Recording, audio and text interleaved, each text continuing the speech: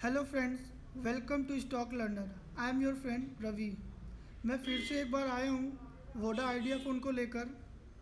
मेरी last video Voda idea phone पर ही थी, जो अराउंड 2 दिन पहले की थी, जिस पर मैंने आप लोगों को उसके फंडामेंटल एनालिसिस और करेंट सिचुएशन के बारे में बताया था, जहाँ पर हम लोग ये समझ रहे थे कि आगे का फ्यूचर क्या होगा।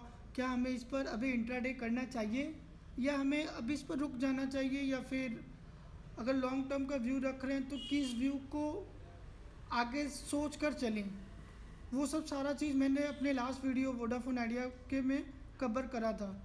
अभी आज जो सिचुएशन बना है और निफ्टी भी जिस हिसाब से रिवर्स ट्रेंड ली है, उस बेसिस पर देखा जाए तो इसकी आगे की क्या संभावना हो सकती है, आज हम लोग इस पर चर्चा करेंगे।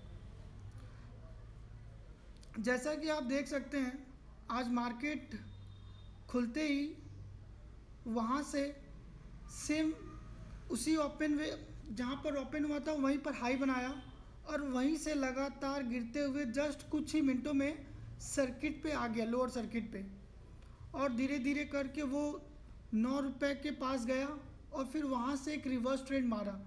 9 रुपये पे ही क्यों मारा, उसकी भी कुछ वजह है जो मैं आप लोग को चार्ट पे दिखाऊंगा।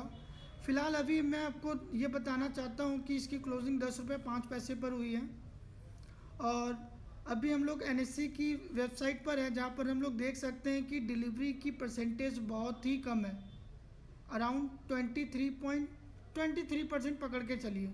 और उससे भी बड़ी बात, बहुत अभी भी 26 लाख, मतलब 26,42,000 शेयर अभी भी सेल साइड में समझ लीजिए एवं बेसिस पर लग चुके हैं, अगर हम लोग ये मानकर चले तो बेसिकली ये एक इंडिकेशन दे रहा है कि प्राइस कल भी गिरेगा। खैर आगे बढ़ते हैं। यहाँ पर और कुछ ऐसा है नहीं जो मैं आपको बताऊं। हम लोग अब इसके ऑप्शन में आ जाते हैं। ऑप्शन में कुछ मैं यहाँ पर बताना चाहता हूँ। जैसा कि हम लोग ये पुट साइड को बेस बोलते हैं या सपोर्ट बोलते हैं। यहाँ पर आप देख सकते हैं कि बहुत सारा ही, मतलब जो क्या बोलते हैं OI था, वो आज ब्रेक हुआ है। साथ ही जो एक रेसिस्टेंस था, इसमें तो और भी बड़ा मूव आया है, जो सबसे आप देख सकते हैं करीब 1.25 करोड़, ये रहा 1.25 करोड़ का OI आपका रिमूव हुआ है।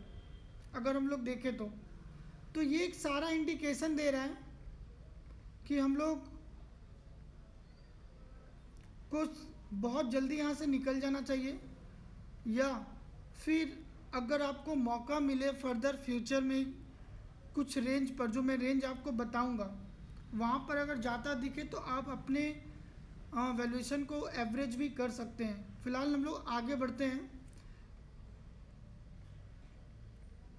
अभी मैं इसके एक न्यूज़ पर आया हूँ जो मुझे एक मिला है CNBC TV 18 पर, जहाँ मैं पढ़ रहा था। मुझे इसकी ये लास्ट पैराग्राफ आपको दिखाना है। यहाँ जहाँ पर वोडाफोन आइडिया की बात चल रही थी कि इन्वेस्टमेंट आने वाला है, लेकिन ऐसा अभी तक कुछ कंफर्मेशन नहीं मिला। एक जो अल्फ़ाबेट गूगल की तरफ से आया था, जो सुनने में आ रहा था, लेकिन उसको भी कंपनी ने डिनाई कर दिया।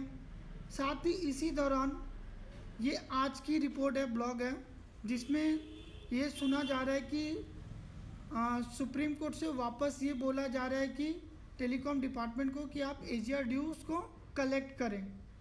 तो मे भी इसका भी कुछ इम्पैक्ट पड़ा होगा। फर्दर मैं आपको कुछ और दिखाना चाहूँगा।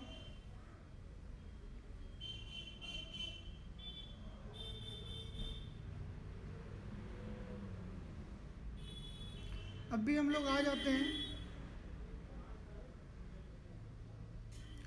ये, अभी मैं मनी कंट्रोल में आया हूँ, जहाँ मैंने देखा कि कुछ ब्लॉक डील्स आज और कल में हुई हैं। बेसिकली मेरे ख्याल से ये सेल साइड के ही होंगे। खैर अभी भी सेंटीमेंट इसका 74% बाई साइड का है, जो मुझे लगता है कि कल तक और भी कम होगा। खैर आगे बढ़ते हैं। अब मैं इसके चार्ट पर आना चाहूँगा, जहाँ पर हम लोग ये देखेंगे कि इसकी कल की मूव या इसकी फर्दर मूव क्या हो सकती है, कहाँ तक जा सकती है। ये मैं 3 मंथ का चार्ट पर खोल चुका हूँ। 3 मंथ के चार्ट पर आप लोग देख सकते हैं कि आज ये यहाँ पर 9 रुपये के पास से ट्रेंड लिया था। क्यों लिया था, जो मैं आपको बताने वाला था, उसके लिए मुझे 1 साल के चार्ट पे जाना पड़ेगा। तो ये मैं 1 साल के चार्ट पर आ गया हूँ।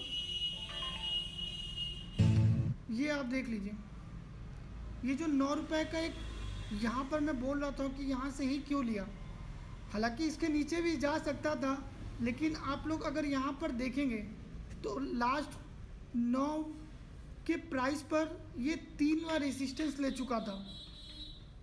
तो बेसिकली एक चांसेस था कि यहाँ से वो एक सपोर्ट भी ले। आज जिस हिसाब से गिर रहा था तो वहाँ पर एक सपोर्ट बनती थी और वहीं के आसपास एक सपोर्ट लेकर गया है। अब फर्दर इसकी हम लोग बात करें कि इसकी कहाँ तक प्राइस टारगेट जा सकता है या फिर ये गिर सकता है, उसकी हम लोग अगर डिस्कशन करें तो देखते हैं कहाँ तक जा सकता है। फिलहाल लास्ट 3 मंथ में अगर मैं आऊँ तो यहाँ पर कुछ ऐसा मुझे सपोर्ट नहीं दिखता, और दिखता भी है तो समझ लीजिए आप, एक हम लोग 7 रुपये 80 पैसे के अराउंड में यहाँ पर देख रहे थे। 2-3 बार वो रेसिस्टेंस ले रहा था, फिर जब ऊपर गया तो वहाँ से वापस वहीं पर ही सपोर्ट बनाकर वापस से वो तेज़ रफ्तार से ऊपर की तरफ गया था। तो अगर हम लोग कल सेल की व्यू पॉइंट लेकर चलें तो मे भी अगर लोअर सर्किट लगे तो शायद एक 7 रुपये 80 पैसे पर एक सपोर्ट वापस से ले सकता है।